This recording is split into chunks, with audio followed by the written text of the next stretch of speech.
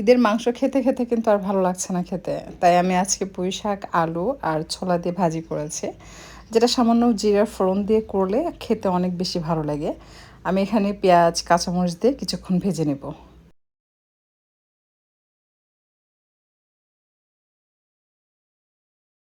পেঁয়াজ, কাঁচামরিচ বেশ কিছুক্ষণ ভাজার পর আমি কাঁচা ছোলা অ্যাড করেছি। এটা ভিজিয়ে রাখবেন ৫ ঘন্টার মতো, তাহলে খুব সুন্দরভাবে ফুলে ওঠে।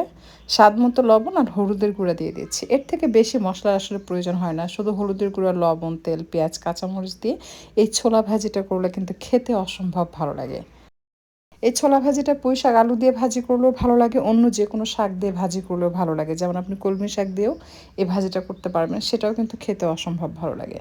তবে কিছু টিপস আপনাদের জানা জরুরি, সেই টিপসগুলো আমি এখন দিচ্ছি। তা না হলে এই টিপসগুলো যদি আপনার জানা না থাকে, সেক্ষেত্রে ভাজি কখনো মজা হবে খেতে, কখনো ভালো লাগবে না। তখন আপনি নিজেই ভাববেন, আচ্ছা আমি কী ভুল করছি যার কারণে এরকম লাগছে। এর আগে তো বানিয়েছিলাম, অনেক মজা হয়েছিল।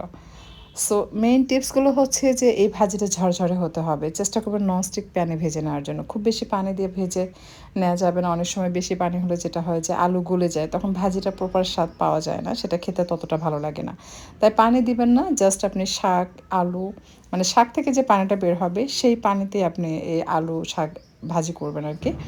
আরেকটা জিনিস খেয়াল রাখবেন, শাকে যেন বেশি পানি না থাকে, সেক্ষেত্রেও কিন্তু আপনার আলু সেদ্ধ হয়ে গলে যাবে, তখন ভাজিটা ভালো লাগবে না। ভাজি হতে হবে ঝরঝরে। আপনি যখন এটা মিক্স করবেন, এটা কখনোই প্যানে লেগে যাওয়া যাবে না, সুন্দর পিচ্ছিল হবে।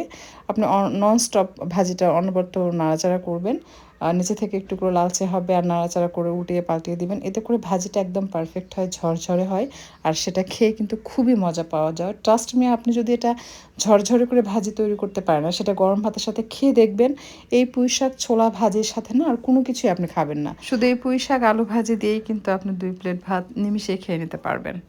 আশা করছি আজকে এই সহজ রেসিপি আপনাদের কাছে ভালো লেগেছে। যদি রেসিপিটি ভালো লাগে, লাইক, কমেন্ট, শেয়ার করে চ্যানেলটি সাবস্ক্রাইব করে নিয়মিত চ্যানেলের সাথেই থাকবেন।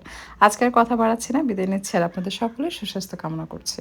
বাসায় যদি ট্রাই করেন, অবশ্যই কমেন্টে লিখে জানাবেন।